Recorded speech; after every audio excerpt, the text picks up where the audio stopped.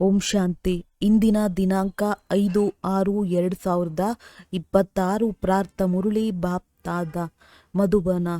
ಮಧುರ ಮಕ್ಕಳೇ, ಯಾವಾಗ ಈ ಹಳೆಯ ಪ್ರಪಂಚದಿಂದ ಬೇಅದ್ದಿನ ವೈರಾಗ್ಯ ಬರುವುದೋ ಆಗಲೇ ತಂದೆಯ ಜೊತೆಯಲ್ಲಿ ಹೋಗಲು ಸಾಧ್ಯ. ಪ್ರಶ್ನೆ: ಭಗವಂತನು ಸಮರ್ಥನಾಗಿದ್ದರೂ ಸಹ ಅವರು ರಚಿಸಿರುವ ಯಜ್ಞದಲ್ಲಿ ವಿಘ್ನಗಳು ಏಕೆ ಬೀಳುತ್ತವೆ? ಉತ್ತರ: ಏಕೆಂದರೆ ರಾವಣನು ಭಗವಂತನಿಗಿಂತಲೂ ತೀಕ್ಷ್ಣವಾಗಿದ್ದಾನೆ. ಯಾವಾಗ ಅವನ ರಾಜ್ಯವನ್ನು ಕಸಿದುಕೊಳ್ಳಲಾಗುವುದೋ ಆಗ ಅವನು ವಿಘ್ನಗಳನ್ನು ಹಾಕಿಯೇ ಹಾಕುತ್ತಾನೆ. ಆರಂಭದಿಂದ ಹಿಡಿದು ಡ್ರಾಮಾ ಅನುಸಾರ ಈ ಯಜ್ಞದಲ್ಲಿ ವಿಘ್ನಗಳು ಬೀಳುತ್ತಲೇ ಬಂದಿದೆ, ಬೀಳಲೇಬೇಕಾಗಿದೆ. ನಾವು ಪತಿತ ಪ್ರಪಂಚದಿಂದ ಪಾವನ ಪ್ರಪಂಚಕ್ಕೆ ವರ್ಗಾಯಿತರಾಗುತ್ತಿದ್ದೇವೆ ಅಂದ ಮೇಲೆ ಅವಶ್ಯವಾಗಿ ಪತಿತ ಮನುಷ್ಯರು ವಿಘ್ನಗಳನ್ನು ಹಾಕುತ್ತಾರೆ.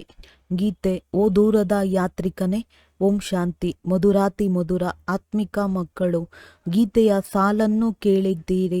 ಹೇಗೆ ವೇದಶಾಸ್ತ್ರಗಳು ಭಕ್ತಿ ಮಾರ್ಗದ ದಾರಿಯನ್ನು ತಿಳಿಸುತ್ತದೆ, ಹಾಗೆಯೇ ಹಾಡುಗಳು ಸಹ ಸ್ವಲ್ಪ ಮಾರ್ಗವನ್ನು ತಿಳಿಸುತ್ತದೆ. ಮನುಷ್ಯರಂತೂ ಏನನ್ನೂ ತಿಳಿದುಕೊಳ್ಳುವುದಿಲ್ಲ. ಶಾಸ್ತ್ರಗಳ ಕಥೆಗಳನ್ನು ಕೇಳುವುದು ಹಾಗೆ ಕನಸವಾಗಿದೆ. ದೂರದೇಶದ ಯಾತ್ರಿಕನೆಂದು ಯಾರಿಗೆ ಹೇಳಲಾಗುತ್ತದೆ ಎಂಬುದನ್ನು ಮಕ್ಕಳು ತಿಳಿದುಕೊಂಡಿದ್ದೀರಿ. ಆತ್ಮಕ್ಕೆ ಗೊತ್ತಿದೆ, ನಾವು ಸಹ ದೂರದ ಯಾತ್ರಿಕರಾಗಿದ್ದೇವೆ. ನಮ್ಮ ಮನೆಯು ಶಾಂತಿಧಾಮವಾಗಿದೆ. ಮನುಷ್ಯರು ಈ ಮಾತುಗಳನ್ನು ತಿಳಿದುಕೊಳ್ಳಲಿಲ್ಲವೆಂದರೆ ಅವರು ಏನನ್ನೂ ತಿಳಿದುಕೊಂಡಿಲ್ಲವೆಂದರ್ಥ. ತಂದೆಯನ್ನು ತಿಳಿಯದೇ ಇರುವ ಕಾರಣ ಸೃಷ್ಟಿ ಚಕ್ರವನ್ನೂ ಸಹ ಯಾರೂ ತಿಳಿದುಕೊಳ್ಳುವುದಿಲ್ಲ.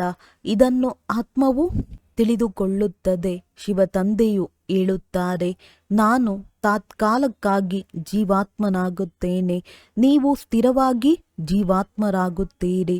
ನಾನು ಕೇವಲ ಸಂಗಮದಲ್ಲಿಯೇ ಸ್ವಲ್ಪ ಸಮಯಕ್ಕಾಗಿ ಜೀವಾತ್ಮನಾಗಿದ್ದೇನೆ. ನಾನು ನಿಮ್ಮ ತರಹ ಆಗುವುದಿಲ್ಲ. ನಾನು ನನ್ನ ಪರಿಚಯ ಕೊಡಲು ಈ ಜೀವದಲ್ಲಿ ಪ್ರವೇಶ ಮಾಡುತ್ತೇನೆ. ಇಲ್ಲವಾದರೆ ನಿಮಗೆ ಹೇಗೆ ಪರಿಚಯ ಕೊಡಲಿ? ತಂದೆಯು ತಿಳಿಸುತ್ತಾರೆ, ಆತ್ಮಿಕ ತಂದೆಯು ಒಬ್ಬರೇ ಆಗಿದ್ದಾರೆ. ಅವರಿಗೆ ಶಿವ ತಂದೆ ಅಥವಾ ಭಗವಂತನೆಂದು ಹೇಳುತ್ತಾರೆ. ಮತ್ಯಾರೂ ತಿಳಿದುಕೊಂಡಿಲ್ಲ. ಇದರಲ್ಲಿ ಪವಿತ್ರತೆಯದು ಬಂಧನವಿದೆ.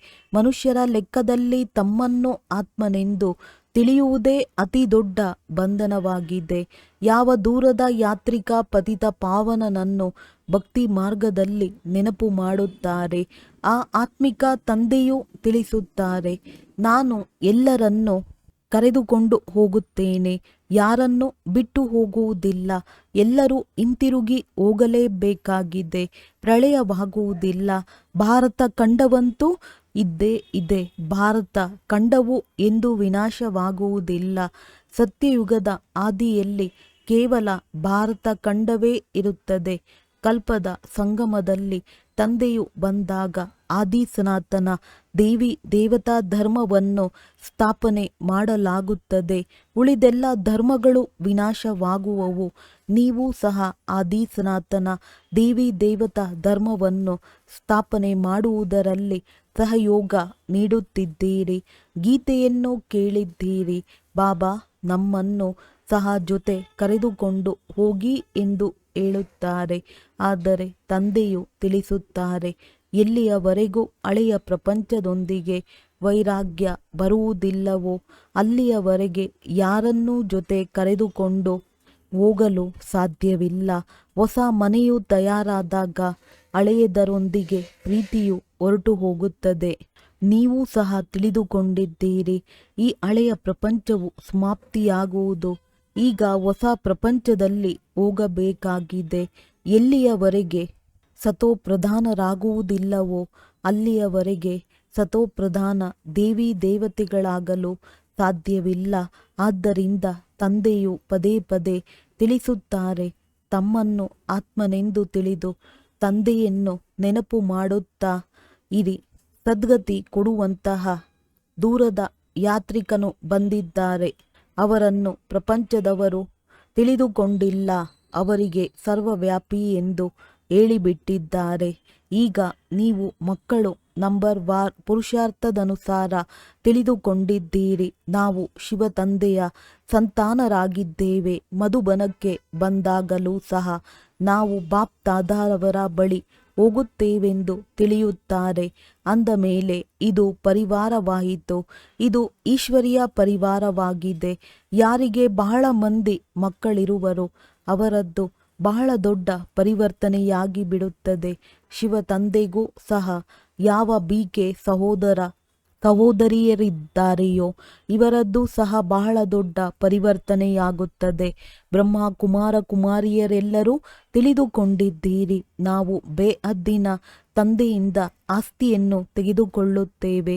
ಶಾಸ್ತ್ರಗಳಲ್ಲಿ ಪಾಂಡವರು ಮತ್ತು ಕೌರವರು ಜೂಜಾಟವನ್ನು ಆಡಿದರು, ಅದರ ರಾಜ್ಯವನ್ನೇ ಪಣವಾಗಿ ಇಟ್ಟರು ಎಂದು ತೋರಿಸುತ್ತಾರೆ. ಈಗ ರಾಜ್ಯವು ಕೌರವರಿಗೂ ಇಲ್ಲ, ಪಾಂಡವರಿಗೂ ಇಲ್ಲ, ಕಿರೀಟ ಇತ್ಯಾದಿಗಳೂ ಇಲ್ಲ. ಅವರನ್ನು ನಗರದಿಂದಲೇ ಹೊರಗೆ ಕಳುಹಿಸಲಾಯಿತು.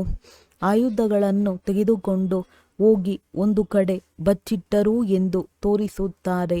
ಇವೆಲ್ಲವೂ ದಂತಕಥೆಗಳಾಗಿವೆ. ಪಾಂಡವರ ರಾಜ್ಯವಾಗಲಿ ಕೌರವರ ರಾಜ್ಯವಾಗಲಿ ಇಲ್ಲ. ಅವರ ಪರಸ್ಪರ ಯುದ್ಧವು ನಡೆಯಲಿಲ್ಲ. ರಾಜರ ನಡುವೆ ಯುದ್ಧವಾಗುತ್ತದೆ. ಇವರಂತೂ ಸಹೋದರರಾಗಿದ್ದಾರೆ. ಕೌರವರು ಮತ್ತು ಯಾದವರ ಯುದ್ಧವಾಯಿತು. ಬಾಕಿ ಸಹೋದರರು ಒಬ್ಬರು ಇನ್ನೊಬ್ಬರನ್ನು ಹೇಗೆ ಸಮಾಪ್ತಿ ಮಾಡುವರು? ಪಾಂಡವರು ಕೌರವರು ಒಡೆದಾಡಿದರು. ಕೊನೆಗೆ 5 ಜನ ಪಾಂಡವರು ಉಳಿದುಕೊಂಡರು. ಜೊತೆಗೆ ಒಂದು ನಾಯಿಯೂ ಉಳಿದುಕೊಂಡಿತು. ಅವರೂ ಸಹ ಪರ್ವತಗಳ ಮೇಲೆ ಹೋಗಿ ಕರಗಿ ಹೋದರೆಂದು ತೋರಿಸುತ್ತಾರೆ.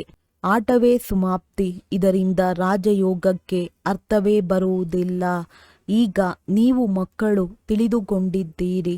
ತಂದೆಯು ಕಲ್ಪವೂ ಬಂದು ಒಂದು ಧರ್ಮದ ಸ್ಥಾಪನೆ ಮಾಡುತ್ತಾರೆ. ಏ ಪತಿತ ಪಾವನ ತಂದೆಯೇ, ಬನ್ನಿ, ಬಂದು ಪತಿತರಿಂದ ಪಾವನರನ್ನಾಗಿ ಮಾಡಿ ಎಂದು ಅವರನ್ನೇ ಕರೆಯುತ್ತಾರೆ. ಸತ್ಯಯುಗದಲ್ಲಿ ಸೂರ್ಯವಂಶಿ ರಾಜಧಾನಿಯೇ ಇರುತ್ತದೆ. ಬ್ರಹ್ಮರವರ ಮೂಲಕ ವಿಷ್ಣುಪುರಿಯ ಸ್ಥಾಪನೆಯಾಗುತ್ತಿದೆ. ಈಗ ತಂದೆಯೂ ಬಂದಿದ್ದಾರೆ ಅಂದ ಮೇಲೆ ಅವರ ಆದೇಶದಂತೆ ನಡೆಯಬೇಕಾಗಿದೆ. ಕಮಲ ಪುಷ್ಪ ಸಮಾನ ಪವಿತ್ರರಾಗಿರಬೇಕಾಗಿದೆ. ಗೃಹಸ್ಥ ವ್ಯವಹಾರದಲ್ಲಿರುತ್ತಾ ಕಮಲ ಪುಷ್ಪ ಸಮಾನರಾಗಿರಿ ಎಂದು ಕನ್ಯೆಯರಿಗೆ ಹೇಳಲಾಗುವುದಿಲ್ಲ. ಅವರಂತೂ ಪವಿತ್ರರಾಗಿಯೇ ಇದ್ದಾರೆ. ಇದನ್ನು ಗೃಹಸ್ಥಿಗಳಿಗಾಗಿ ಹೇಳಲಾಗುತ್ತದೆ. ಕುಮಾರ ಕುಮಾರಿಯರಂತೂ ವಿವಾಹ ಮಾಡಿಕೊಳ್ಳಲೇಬಾರದು. ಇಲ್ಲದಿದ್ದರೆ ಅವರೂ ಸಹ ಗೃಹಸ್ಥಿಯಾಗಿ ಬಿಡುವರು. ಕೆಲವು ಗಂಧರ್ವ ವಿವಾಹಗಳ ಹೆಸರು ಇದೆ. ಕನ್ಯೆಯರ ಮೇಲೆ ಬಹಳ ಪೆಟ್ಟು ಬಿದ್ದಾಗ ಅಂತಹ ಸಂಕಷ್ಟ ಪರಿಸ್ಥಿತಿಯಲ್ಲಿ ಗಂಧರ್ವ ವಿವಾಹ ಮಾಡಿಸಲಾಗುತ್ತದೆ. ವಾಸ್ತವದಲ್ಲಿ ಪೆಟ್ಟುಗಳನ್ನು ಸಹನೆ ಮಾಡಿದರೂ ಪರವಾಗಿಲ್ಲ, ಆದರೆ ಅದರ್ ಕುಮಾರಿಯಾಗಬಾರದು. ಬಾಲ ಬ್ರಹ್ಮಚಾರಿಯ ಹೆಸರು ಬಹಳ ಪ್ರಸಿದ್ಧವಾಗುತ್ತದೆ. ವಿವಾಹ ಮಾಡಿಕೊಂಡರೆ ಅರ್ಧಾಂಗಿಯಾಗಿ ಬಿಡುವರು. ಕುಮಾರರಿಗೆ ಹೇಳಲಾಗುತ್ತದೆ, ನೀವಂತೂ ಪವಿತ್ರರಾಗಿರಿ. ಗೃಹಸ್ಥ ವ್ಯವಹಾರದಲ್ಲಿರುವವರಿಗೆ ಹೇಳಲಾಗುತ್ತದೆ, ಗೃಹಸ್ಥ ವ್ಯವಹಾರದಲ್ಲಿರುತ್ತಾ ಕಮಲ ಪುಷ್ಪ ಸಮಾನವಾಗಿರಿ. ಅವರಿಗೆ ಪರಿಶ್ರಮವಾಗುತ್ತದೆ. ವಿವಾಹ ಮಾಡಿಕೊಳ್ಳದಿದ್ದರೆ ಬಂಧನವಿರುವುದಿಲ್ಲ. ಕನ್ಯೆಯರಂತೂ ಓದಬೇಕಾಗಿದೆ ಮತ್ತು ಜ್ಞಾನದಲ್ಲಿ ಬಹಳ ದೃಢವಾಗಿರಬೇಕಾಗಿದೆ. ಚಿಕ್ಕ ಕುಮಾರಿಯರು ಅಪ್ರಾಪ್ತ ವಯಸ್ಕವರಿದ್ದಾರೆಯೋ ಅವರನ್ನು ನಾವು ಇಟ್ಟುಕೊಳ್ಳಲು ಸಾಧ್ಯವಿಲ್ಲ. ಅವರು ತಮ್ಮ ಮನೆಯಲ್ಲಿದ್ದೇ ಓದಬಹುದು. ಒಂದು ವೇಳೆ ಅವರ ಮಾತಾಪಿತರು ಜ್ಞಾನದಲ್ಲಿ ಬಂದರೆ ಅವರನ್ನು ಇಟ್ಟುಕೊಳ್ಳಬಹುದು. ಇದು ಶಾಲೆಗೆ ಶಾಲೆಯೂ ಆಗಿದೆ, ಮನೆಗೆ ಮನೆಯೂ ಆಗಿದೆ ಮತ್ತು ಸತ್ಸಂಗವೂ ಆಗಿದೆ. ಸತ್ಯವೆಂದರೆ ಒಬ್ಬ ತಂದೆಯಾಗಿದ್ದಾರೆ. ಓ ದೂರದ ಯಾತ್ರಿಕನೇ ಎಂದು ಅವರಿಗೆ ಹೇಳುತ್ತಾರೆ. ಆತ್ಮವು ಪವಿತ್ರವಾಗುತ್ತದೆ. ತಂದೆಯು ಹೇಳುತ್ತಾರೆ, ನಾನು ಯಾತ್ರಿಕನು, ಸದಾ ಪವಿತ್ರನಾಗಿರುತ್ತೇನೆ. ನಾನು ಬಂದು ಎಲ್ಲ ಆತ್ಮರನ್ನು ಪವಿತ್ರ ಸುಂದರರನ್ನಾಗಿ ಮಾಡುತ್ತೇನೆ. ಮತ್ಯಾವುದೇ ಯಾತ್ರಿಕರು ಈ ರೀತಿ ಇರುವುದಿಲ್ಲ. ತಂದೆಯು ತಿಳಿಸುತ್ತಾರೆ, ನಾನು ರಾವಣ ರಾಜ್ಯದಲ್ಲಿ ಬಂದಿದ್ದೇನೆ. ಈ ಶರೀರವು ಪರ ಆಗಿದೆ, ಇದು ನನ್ನ ಶರೀರವಾಗಿದೆ ಎಂದು ನೀವಾತ್ಮರು ಹೇಳುತ್ತೀರಿ. ತಂದೆಯು ಹೇಳುತ್ತಾರೆ, ಇದು ನನ್ನ ಶರೀರವಲ್ಲ, ಇದು ಇವರ ಶರೀರವಾಗಿದೆ. ಈ ಪತಿತ ಶರೀರವು ನನ್ನದಲ್ಲ. ಇವರ ಬಹಳ ಜನ್ಮಗಳ ಅಂತಿಮದಲ್ಲಿ ನಾನು ಬರುತ್ತೇನೆ. ಯಾರು ನಂಬರ್ 1 ಪಾವನರಾಗಿದ್ದರೋ ಅವರೇ ಕೊನೆಯಲ್ಲಿ ವಿಕಾರಿಯಾಗುತ್ತಾರೆ. ಮೊಟ್ಟ ಮೊದಲಿಗೆ 16 ಕಲಾ ಸಂಪೂರ್ಣನಾಗಿದ್ದರು. ಈಗ ಯಾವುದೇ ಕಲೆ ಇಲ್ಲ. ವಾಸ್ತವದಲ್ಲಿ ಎಲ್ಲರೂ ಪತಿತರಾಗಿದ್ದಾರೆ. ಅಂದಾಗ ತಂದೆಯು ದೂರ ದೇಶದ ಯಾತ್ರಿಕನಾದರಲ್ಲವೇ? ನೀವಾತ್ಮರೂ ಸಹ ಯಾತ್ರಿಕರಾಗಿದ್ದೀರಿ. ಇಲ್ಲಿ ಬಂದು ಪಾತ್ರವನ್ನಭಿನಯಿಸುತ್ತೀರಿ. ಈ ಸೃಷ್ಟಿ ಚಕ್ರವನ್ನು ಯಾರೂ ಅರಿತುಕೊಂಡಿಲ್ಲ. ಬಲೆ ಯಾರೆಷ್ಟಾದರೂ ಶಾಸ್ತ್ರಗಳನ್ನು ಓದಿರಬಹುದು, ಆದರೆ ಈ ಜ್ಞಾನವನ್ನು ಯಾರೂ ತಿಳಿಸಲು ಸಾಧ್ಯವಿಲ್ಲ. ನಾನು ಇವರ ತನುವಿನಲ್ಲಿ ಪ್ರವೇಶ ಮಾಡಿ ಆತ್ಮರಿಗೆ ಜ್ಞಾನ ಕೊಡುತ್ತೇನೆ. ಅಲ್ಲಿ ಮನುಷ್ಯರು ಮನುಷ್ಯರಿಗೆ ಶಾಸ್ತ್ರಗಳ ಜ್ಞಾನವನ್ನು ತಿಳಿಸುತ್ತಾರೆ. ಅವರು ಭಕ್ತರಾದರೂ ಸದ್ಗತಿದಾತನು ಒಬ್ಬರೇ ಆಗಿದ್ದಾರೆ. ಅವರೇ ಜ್ಞಾನ ಸಾಗರನಾಗಿದ್ದಾರೆ. ಅವರನ್ನು ಅರಿತುಕೊಳ್ಳದ ಕಾರಣ ದೇಹಾಭಿಮಾನವು ಬಂದು ಬಿಡುತ್ತದೆ. ಅವರ್ಯಾರೂ ಸಹ ತಮ್ಮನ್ನು ಆತ್ಮನಿಶ್ಚಯ ಮಾಡಿಕೊಳ್ಳಿ ಎಂದು ಹೇಳುವುದಿಲ್ಲ. ಆತ್ಮವೇ ಓದುತ್ತದೆ ಎಂಬುದನ್ನು ಯಾರೂ ತಿಳಿಸುವುದಿಲ್ಲ, ಏಕೆಂದರೆ ದೇಹಾಭಿಮಾನವಿದೆ. ಈಗ ದೂರದ ಯಾತ್ರಿಕನೆಂದು ಶಿವತಂದೆಗೆ ಹೇಳುತ್ತಾರೆ. ನೀವು ತಿಳಿದುಕೊಂಡಿದ್ದೀರಿ, ನಾವು 84 ಜನ್ಮಗಳ ಚಕ್ರವನ್ನು ಸುತ್ತಿದ್ದೇವೆ. ತಂದೆಯು ಹೇಳುತ್ತಾರೆ, 5000 ವರ್ಷಗಳ ಮೊದಲೂ ಸಹ ತಿಳಿಸಿದ್ದೆವು. ಮಕ್ಕಳೇ, ನೀವು ತಮ್ಮ ಜನ್ಮಗಳನ್ನು ಅರಿತುಕೊಂಡಿಲ್ಲ, ನಾನು ಅರಿತಿದ್ದೇನೆ. ಗೀತೆಯಲ್ಲಿ ಹಿಟ್ಟಿನಲ್ಲಿ ಉಪ್ಪಿನಷ್ಟು ಕೆಲವೊಂದು ಮಾತುಗಳು ಸರಿಯಾಗಿದೆ. ಅದೇ ಗೀತಾ ಭಾಗ, ಅದೇ ಮಹಾಭಾರತ ಯುದ್ಧ, ಅದೇ ಮನ್ಮನಾಭವ ಮಧ್ಯಾಜೀಭವದ ಜ್ಞಾನವಾಗಿದೆ. ನನ್ನೊಬ್ಬನನ್ನೇ ನೆನಪು ಮಾಡಿ. ಯುದ್ಧವೂ ಸಹ ಅವಶ್ಯವಾಗಿ ಆಯಿತು. ಪಾಂಡವರ ವಿಜಯವಾಯಿತು. ವಿಷ್ಣುವಿನ ವಿಜಯಮಾಲೆಯ ಗಾಯನವೂ ಇದೆ. ಪಾಂಡವರು ಪರ್ವತಗಳ ಮೇಲೆ ಕರಗಿ ಹೋದರೆಂದು ಶಾಸ್ತ್ರಗಳಲ್ಲಿ ತೋರಿಸಿದ್ದಾರೆ. ಅಂದ ಮೇಲೆ ಮಾಲೆಯು ಎಲ್ಲಿ ಆಯಿತು? ಈಗ ನೀವು ತಿಳಿದುಕೊಂಡಿದ್ದೀರಿ. ವಿಷ್ಣುವಿನ ಮಾಲೆಯಾಗಲು ನಾವಿಲ್ಲಿ ಬಂದಿದ್ದೇವೆ. ಪತಿತ ಪಾವನ ತಂದೆಯೂ ಮೇಲಿದ್ದಾರೆ. ಅವರ ನೆನಪಾರ್ಥವೂ ಬೇಕಲ್ಲವೇ? ಭಕ್ತಿ ಮಾರ್ಗದಲ್ಲಿ ನೆನಪಾರ್ಥದ ಗಾಯನವಾಗುತ್ತದೆ. ಕೆಲವರದ್ದು 8ರ ಮಾಲೆ, ಕೆಲವರದ್ದು 108ರ ಮಾಲೆ ಮತ್ತು 16,108ರ ಮಾಲೆಯನ್ನು ಮಾಡಿದ್ದಾರೆ. ನಿಮ್ಮ ಏರುವ ಕಲೆಯಿಂದ ಸರ್ವರ ಉನ್ನತಿಯಾಗುವುದೆಂದು ಆಡುತ್ತಾರೆ. ನೀವೀಗ ತಿಳಿದುಕೊಂಡಿದ್ದೀರಿ, ನಮ್ಮದು ಏರುವ ಕಲೆಯಾಗಿದೆ. ನಾವು ನಮ್ಮ ಸುಖಧಾಮಕ್ಕೆ ಹೋಗುತ್ತೇವೆ. ಅಲ್ಲಿಂದ ಮತ್ತೆ ಕೆಳಗಡೆ ಹೇಗೆ ಇಳಿಯುತ್ತೇವೆ? 84 ಜನ್ಮಗಳನ್ನು ಹೇಗೆ ತೆಗೆದುಕೊಳ್ಳುತ್ತೇವೆ? ಇದೆಲ್ಲ ಜ್ಞಾನವು ನಿಮ್ಮ ಬುದ್ಧಿಯಲ್ಲಿದೆ. ಈ ಜ್ಞಾನವನ್ನು ಮರೆಯಬಾರದು. ನಮ್ಮೆಲ್ಲ ದುಃಖವನ್ನು ದೂರ ಮಾಡಲು, ಶಾಪವನ್ನು ಕಳೆದು ಸುಖದ ಆಸ್ತಿಯನ್ನು ಕೊಡಲು ತಂದೆಯು ಬಂದಿದ್ದಾರೆ. ರಾವಣನ ಶಾಪದಿಂದ ಎಲ್ಲರಿಗೆ ದುಃಖವಾಗುತ್ತದೆ. ಆದ್ದರಿಂದ ಈಗ ತಂದೆ ಮತ್ತು ಆಸ್ತಿಯನ್ನು ನೆನಪು ಮಾಡಬೇಕಾಗಿದೆ. ನೀವು ತಿಳಿದುಕೊಂಡಿದ್ದೀರಿ, ಸೂರ್ಯವಂಶೀಯರೇ ಭಾರತದಲ್ಲಿ ರಾಜ್ಯ ಮಾಡಿದ್ದೆವು. ಶಿವ ತಂದೆಯು ಭಾರತದಲ್ಲಿಯೇ ಬರುತ್ತಾರೆ. ಭಾರತವೇ ಸ್ವರ್ಗವಾಗಿತ್ತು. ಇದನ್ನು ಪದೇ ಪದೇ ಬುದ್ಧಿಯಲ್ಲಿ ನೆನಪು ಮಾಡಿಕೊಳ್ಳಬೇಕಾಗಿದೆ. ಯಾರು 84 ಜನ್ಮಗಳ ಚಕ್ರವನ್ನು ಸುತ್ತಿರುವುದಿಲ್ಲವೋ ಅವರು ಧಾರಣೆ ಮಾಡುವುದಿಲ್ಲ, ಅನ್ಯರಿಗೂ ಮಾಡಿಸುವುದಿಲ್ಲ. ಅಂಥವರು 84 ಜನ್ಮಗಳನ್ನು ತೆಗೆದುಕೊಂಡಿಲ್ಲವೆಂದು ತಿಳಿಯಲಾಗುವುದು. ಅವರು ತಡವಾಗಿ ಬರುತ್ತಾರೆ, ಸ್ವರ್ಗದಲ್ಲಿ ಬರುವುದಿಲ್ಲ. ಮೊಟ್ಟ ಮೊದಲಿಗೆ ಹೋಗುವುದು ಒಳ್ಳೆಯದಲ್ಲವೇ? ಹೊಸ ಮನೆಯನ್ನು ಕಟ್ಟಿಸಿದಾಗ ಮೊದಲು ತಾವಿರುತ್ತಾರೆ, ನಂತರ ಬಾಡಿಗೆಗೆ ಕೊಡುತ್ತಾರೆ. ಅಂದ ಮೇಲೆ ಅದು ಸಹ ಮಧ್ಯಮ ದರ್ಜೆಯದಾಯಿತಲ್ಲವೇ? ಸತ್ಯಯುಗವು ಹೊಸ ಪ್ರಪಂಚವಾಗಿದೆ. ತ್ರೇತಾಯುಗಕ್ಕೆ ಮಧ್ಯಮದ ದರ್ಜೆಯದು ಎಂದು ಹೇಳಲಾಗುತ್ತದೆ. ಆದ್ದರಿಂದ ಈಗ ಬುದ್ಧಿಯಲ್ಲಿ ಬರುತ್ತದೆ, ನಾವು ಸ್ವರ್ಗ ಹೊಸ ಪ್ರಪಂಚದಲ್ಲಿ ಹೋಗಬೇಕು. ಪುರುಷಾರ್ಥ ಮಾಡಬೇಕಾಗಿದೆ. ಪ್ರಜೆಗಳು ಸಹ ತಯಾರಾಗುತ್ತಾ ಹೋಗುವರು. ಮಾಲೆಯಲ್ಲಿ ಯಾರು ಯಾರು ಪೋಣಿಸಲ್ಪಡುತ್ತಾರೆಂದು ನಿಮಗೆ ಅರ್ಥವಾಗುತ್ತಾ ಹೋಗುವುದು. ಒಂದು ವೇಳೆ ಯಾರಿಗಾದರೂ ನೀವು ಮಾಲೆಯಲ್ಲಿ ಬರುವುದಿಲ್ಲವೆಂದು ಹೇಳಿಬಿಟ್ಟರೆ ಅವರಿಗೆ ಹೃದಯಘಾತವಾಗಿ ಬಿಡುವುದು. ಆದ್ದರಿಂದ ಪುರುಷಾರ್ಥ ಮಾಡಿ ಎಂದು ಹೇಳಲಾಗುತ್ತದೆ. ತಮ್ಮನ್ನು ಪರಿಶೀಲನೆ ಮಾಡಿಕೊಳ್ಳಿ. ನಮ್ಮ ಬುದ್ಧಿಯೋಗವು ಅಲೆಯುತ್ತಿಲ್ಲವೇ? ಶಿವ ತಂದೆಯೊಂದಿಗೆ ನಿಮ್ಮದ್ದು ಎಷ್ಟೊಂದು ಪ್ರೀತಿಯುಂಟಾಗುತ್ತಾ ಹೋಗುತ್ತದೆ. ನಾವು ಬಾಪ್ ದಾದಾರವರ ಬಳಿ ಹೋಗುತ್ತೇವೆಂದು ಹೇಳುತ್ತಾರೆ. ಶಿವ ತಂದೆಯಿಂದ ದಾದಾರವರ ಮೂಲಕ ಆಸ್ತಿಯನ್ನು ತೆಗೆದುಕೊಳ್ಳಲು ಹೋಗುತ್ತೀರಿ. ಇಂತಹ ತಂದೆಯ ಬಳಿಗಂತೂ ಬಹಳಷ್ಟು ಬಾರಿ ಹೋಗಬೇಕು. ಆದರೆ ಗೃಹಸ್ಥ ವ್ಯವಹಾರವನ್ನು ಸಂಭಾಲನೆ ಮಾಡಬೇಕಾಗಿದೆ. ಬಲೆ ಬಹಳ ಧನವಂತರಿದ್ದಾರೆ, ಆದರೆ ಅವರಿಗೆ ಬಿಡುವಿಲ್ಲ, ಪೂರ್ಣ ನಿಶ್ಚಯವಿಲ್ಲ.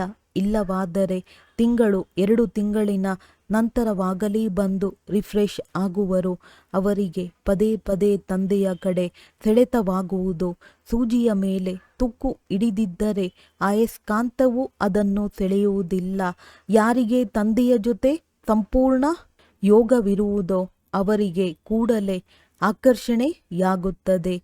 ಓಡೋಡಿ ಬರುತ್ತಾರೆ. ಎಷ್ಟು ತುಕ್ಕು ಕಳೆಯುತ್ತಾ ಹೋಗುವುದೋ ಅಷ್ಟು ಆಕರ್ಷಣೆಯಾಗುವುದು. ನಾವು ಅಯಸ್ಕಾಂತದೊಂದಿಗೆ ಮಿಲನ ಮಾಡಬೇಕು ಎಂದು ನೀವು ಪ್ರೀತಿಯನ್ನಾದರೂ ಮಾಡಿ, ತಿರಸ್ಕಾರವನ್ನಾದರೂ ಮಾಡಿ, ನಾವು ನಿಮ್ಮ ದ್ವಾರವನ್ನು ಬಿಟ್ಟು ಹೋಗುವುದಿಲ್ಲವೆಂದು ಗೀತೆ ಇದೆ. ಆದರೆ ಆ ಸ್ಥಿತಿಯು ಕೊನೆಯಲ್ಲಿಯೇ ಇರುವುದು. ಪೂರ್ಣ ತುಕ್ಕು ಇಳಿದಿದ್ದಾಗ ಆ ಸ್ಥಿತಿಯು ಬರುವುದು. ತಂದೆಯು ತಿಳಿಸುತ್ತಾರೆ, ಏ ಆತ್ಮಗಳೇ, ಮನ್ಮನಾಭವ. ಬಲೆ ಗೃಹಸ್ಥ ವ್ಯವಹಾರದಲ್ಲಿರಿ. ಇಲ್ಲಿಗೆ ಓಡಿ ಬಂದು ಕುಳಿತು ಬಿಡುವಂತಿಲ್ಲ. ಸಾಗರನ ಬಳಿ ಮೋಡಗಳು ರಿಫ್ರೆಶ್ ಆಗಲು ಬರಬೇಕಾಗಿದೆ. ಮತ್ತೆ ಸೇವಾರ್ಥವಾಗಿ ಹೋಗಬೇಕಾಗಿದೆ. ಯಾವಾಗ ಬಂಧನವು ಕಳೆಯುವುದೋ ಆಗ ಸೇವೆಗೆ ಹೋಗಬಹುದು. ತಂದೆ ತಾಯಿಗಳು ತಮ್ಮ ಮಕ್ಕಳನ್ನು ಸಂಭಾಲನೆ ಮಾಡಲೇಬೇಕಾಗಿದೆ. ತಂದೆಯ ನೆನಪಿನಲ್ಲಿರಬೇಕು, ಪವಿತ್ರರಾಗಬೇಕಾಗಿದೆ. ತಂದೆಯು ತಿಳಿಸುತ್ತಾರೆ, ಯಜ್ಞದಲ್ಲಿ ಅನೇಕ ಪ್ರಕಾರದ ವಿಘ್ನಗಳು ಬರುತ್ತವೆ. ಈಶ್ವರನು ಸಮರ್ಥನಾಗಿದ್ದಾರೆ, ಆದರೂ ವಿಘ್ನಗಳೇಕೆ ಎಂದು ಕೇಳುತ್ತಾರೆ. ರಾವಣನು ಭಗವಂತನಿಗಿಂತಲೂ ತೀಕ್ಷ್ಣವಾಗಿದ್ದಾನೆ ಎಂಬುದು ಮನುಷ್ಯರಿಗೆ ತಿಳಿದಿಲ್ಲ. ಈಗ ಅವನಿಂದ ರಾಜ್ಯವನ್ನು ಹಿಂತೆಗೆದುಕೊಳ್ಳಲಾಗುತ್ತದೆ. ಆದ್ದರಿಂದ ಅನೇಕ ಪ್ರಕಾರದ ವಿಘ್ನಗಳು ಬೀಳುತ್ತಿರುತ್ತವೆ. ಡ್ರಾಮಾ ಪ್ಲಾನ್ ಅನುಸಾರ ಕಲ್ಪದ ನಂತರವೂ ಈ ವಿಘ್ನಗಳು ಬರುತ್ತವೆ. ಆರಂಭದಿಂದಲೂ ಪತಿತರ ವಿಘ್ನಗಳು ಬೀಳುತ್ತಿವೆ. ಶಾಸ್ತ್ರಗಳಲ್ಲಿಯೂ ಬರೆದಿದ್ದಾರೆ. ಕೃಷ್ಣನಿಗೆ 16,108 ಮಂದಿ ಪಟ್ಟದ ರಾಣಿಯರಿದ್ದರು. ಸರ್ಪವು ಕಚ್ಚಿತು. ರಾಮನ ಸೀತೆಯ ಅಪಹರಣವಾಯಿತು. ಆದರೆ ಸ್ವರ್ಗದಲ್ಲಿ ರಾವಣನೆಲ್ಲಿಂದ ಬಂದನು? ಬಹಳಷ್ಟು ಅಸತ್ಯವಿದೆ. ವಿಕಾರವಿಲ್ಲದೆ ಹೇಗೆ ಮಕ್ಕಳಾಗುವರು ಎಂದು ಕೇಳುತ್ತಾರೆ. ಅವರಿಗೆ ತಿಳಿದೇ ಇಲ್ಲ. ಯಾರು ಆಸ್ತಿಯನ್ನು ಪಡೆಯುವವರಿದ್ದಾರೆಯೋ ಅವರೇ ಬಂದು ತಿಳಿದುಕೊಳ್ಳುತ್ತಾರೆ. ಆದ್ದರಿಂದ ಈ ಜ್ಞಾನ ಯಜ್ಞದಲ್ಲಿ ಅಸುರರ ವಿಘ್ನಗಳು ಬೀಳುತ್ತವೆ. ಪತಿತರಿಗೆ ಅಸುರರೆಂದು ಹೇಳಲಾಗುತ್ತದೆ. ರಾವಣ ಸಂಪ್ರದಾಯವಾಗಿದೆ. ನೀವೀಗ ಸಂಗಮದಲ್ಲಿದ್ದೀರಿ. ರಾವಣ ರಾಜ್ಯದಿಂದ ದೂರ ಸರಿದಿದ್ದೀರಿ. ಆದರೂ ಸಹ ಅದರ ಸ್ವಲ್ಪ ಪ್ರಭಾವವಾದರೂ ಬೀರುತ್ತದೆ. ನಾವೀಗ ಹೋಗುತ್ತಿದ್ದೇವೆಂದು ಬುದ್ಧಿಯಲ್ಲಿ ಜ್ಞಾನವಿದೆ. ಇಲ್ಲಿಯೇ ಕುಳಿತಿದ್ದೀರಿ, ಆದರೆ ಬುದ್ಧಿಯಲ್ಲಿ ಹೋಗಬೇಕೆಂಬ ಸ್ಮೃತಿ ಇದೆ. ಇಲ್ಲಿಯೇ ಕುಳಿತಿದ್ದರೂ ಸಹ ಇದರಿಂದ ನಿಮಗೆ ವೈರಾಗ್ಯವಿದೆ. ಇದು ಚೀಚಿ ಪ್ರಪಂಚ ಸ್ಮಶಾನವಾಗಲಿದೆ. ಭಿನ್ನ ಭಿನ್ನ ಮಾತುಗಳಿಂದ ತಿಳಿಸಲಾಗುತ್ತದೆ. ವಾಸ್ತವದಲ್ಲಿ ಒಂದೇ ಮಾತಾಗಿದೆ. ಮನ್ಮನಾಭವ. ಬಾಬಾ, ನಾವು ಬಂಧನದಲ್ಲಿದ್ದೇವೆಂದು ಎಷ್ಟೊಂದು ಮಂದಿಯ ಪತ್ರಗಳು ಬರುತ್ತವೆ. ಒಬ್ಬ ದ್ರೌಪದಿ ಇರಲಿಲ್ಲ, ಸಾವಿರಾರು ಮಂದಿ ಇದ್ದಾರೆ. ನೀವೀಗ ಪತಿತ ಪ್ರಪಂಚದಿಂದ ಪಾವನ ಪ್ರಪಂಚಕ್ಕೆ ಹೋಗುತ್ತಿದ್ದೀರಿ. ಯಾರು ಕಲ್ಪದ ಹಿಂದೆ ಹೂವಾಗಿದ್ದರೋ ಅವರೇ ಬರುತ್ತಾರೆ. ಭಗವಂತನ ಉದೋಟವು ಇಲ್ಲಿಯೇ ಸ್ಥಾಪನೆಯಾಗುವುದು.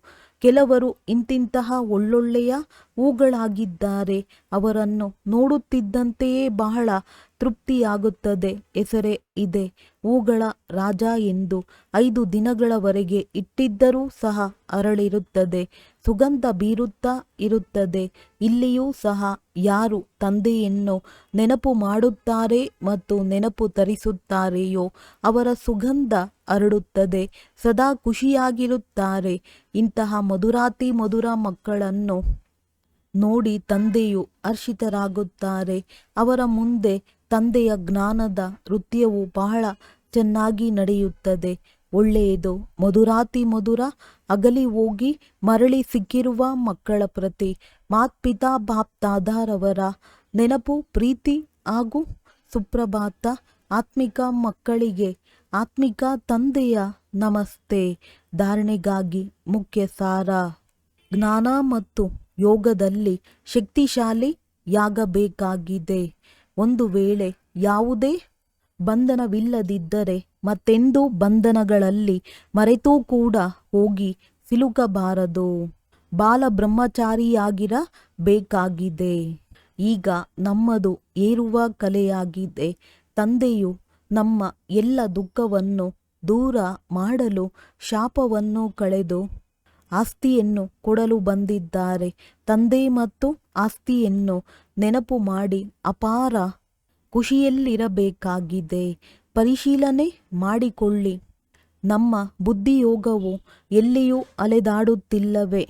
ವರದಾನ: ಸಮಾವೇಶ ಮಾಡಿಕೊಳ್ಳುವ ಹಾಗೂ ಧೈರ್ಯ ಶಕ್ತಿಯ ಮೂಲಕ ಸೇವೆಯಲ್ಲಿ ಸಫಲತೆಯನ್ನು ಪ್ರಾಪ್ತಿ ಮಾಡಿಕೊಳ್ಳುವಂತಹ ಆತ್ಮಿಕ ಸೇವಾದಾರಿ ಭವ. ಆತ್ಮಿಕ ಸೇವಾದಾರಿಗಳಲ್ಲಿ ಸೇವೆಯ ಹೊರತು ಮತ್ತೇನೂ ತೋಚುವುದಿಲ್ಲ. ಅವರು ಮನ್ಸಾ ವಾಚಾ ಕರ್ಮಣ ಸೇವೆಯಿಂದ 1 ಸೆಕೆಂಡಿಗೂ ವಿಶ್ರಾಂತಿ ಪಡೆಯುವುದಿಲ್ಲ. ಆದ್ದರಿಂದ ಸಮರ್ಥರು ಆಗಿಬಿಡುತ್ತಾರೆ. ಅಂಥವರು ಸೇವೆಗಳಲ್ಲಿ ಸಫಲತೆಯನ್ನು ಪ್ರಾಪ್ತಿ ಮಾಡಿಕೊಳ್ಳುವುದಕ್ಕಾಗಿ ಸದಾ ಇದೇ ಸ್ಲೋಗನ್ ನೆನಪಿನಲ್ಲಿ ಇಟ್ಟುಕೊಳ್ಳುತ್ತಾರೆ: ಸಮಾವೇಶ ಮಾಡಿಕೊಳ್ಳುವುದು ಹಾಗೂ ಧೈರ್ಯವಾಗಿ ಇರುವುದೇ ನಮ್ಮ ಲಕ್ಷ್ಯವಾಗಿದೆ. ಅವರು ತನ್ನ ಹಳೆಯ ಸಂಸ್ಕಾರಗಳನ್ನು ಸಮಾವೇಶ ಮಾಡಿಕೊಳ್ಳುತ್ತಾರೆ ಹಾಗೂ ಮಾಯೆಯೊಂದಿಗೆ ಧೈರ್ಯವಾಗಿ ಎದುರಿಸುತ್ತಾರೆಯೇ ಹೊರತು ದೈವಿ ಪರಿವಾರದವರೊಂದಿಗೆ ಅಲ್ಲ. ಇಂತಹ ಮಕ್ಕಳು ಯಾರು ಜ್ಞಾನಪೂರ್ಣರಾಗಿ ಇರುವುದರ ಜೊತೆ ಶಕ್ತಿಶಾಲಿಗಳು ಆಗಿದ್ದಾರೆಯೋ ಅವರಿಗೆ ಹೇಳಲಾಗುತ್ತದೆ ಆತ್ಮಿಕ ಸೇವಾದಾರಿ. ಸ್ಲೋಗನ್: ಚಿಕ್ಕ ಮಾತನ್ನು ದೊಡ್ಡದನ್ನಾಗಿ ಮಾಡದಿರಿ, ವಾತಾವರಣವನ್ನು ಶಕ್ತಿಶಾಲಿಗೊಳಿಸಿರಿ. ಅವ್ಯಕ್ತ ಸೂಚನೆಗಳು: ಸದಾ ಹರ್ಷಿತರಾಗಿರಲು ತಮ್ಮ ಸ್ವಭಾವವನ್ನು ಸರಳ ಮಾಡಿಕೊಳ್ಳಿರಿ, ಸಹನಶೀಲರಾಗಿರಿ. ಪ್ರಪಂಚದಲ್ಲಿ ಜನ ಬದುಕಿದ್ದರೂ ಸಹ ಹತಾಶದ ಚಿತೆಯಲ್ಲಿ ಕುಳಿತಿದ್ದಾರೆ. ಇಂತಹ ಆತ್ಮರನ್ನು ಮರುಜೀವ ಮಾಡಿ ಹೊಸ ಜೀವನದ ದಾನ ಕೊಡಿ. ತಮ್ಮ ಖುಷಿಯ ಅದೃಷ್ಟ ಹರ್ಷಿತ ಮುಖ ಚೆಹರೆ ಮೂಲಕ ಅವರಲ್ಲಿ ಮಾನವ ಜೀವನದಲ್ಲಿ ಬದುಕುವುದನ್ನು ಕಲಿಸಿ. ನಿಮ್ಮನ್ನು ನೋಡಿ ಅವರಲ್ಲಿ ಸಾಹಸ, ಉಮಂಗ, ಉತ್ಸಾಹ ಬರಲಿ. ಇದಕ್ಕಾಗಿ ತಮ್ಮ ಸ್ವಭಾವವನ್ನು ಸರಳ ಮಾಡಿಕೊಳ್ಳಿ ಮತ್ತು ಸದಾ ಕಮಲ ಸಮಾನ ಸ್ಥಿತಿಯ ಆಸನದಲ್ಲಿ ಡಬಲ್ ಲೈಟ್ ಸ್ಥಿತಿಯಲ್ಲಿ ಸ್ಥಿತರಾಗಿರಿ. ಒಳ್ಳೆಯದು. ಓಂ ಶಾಂತಿ.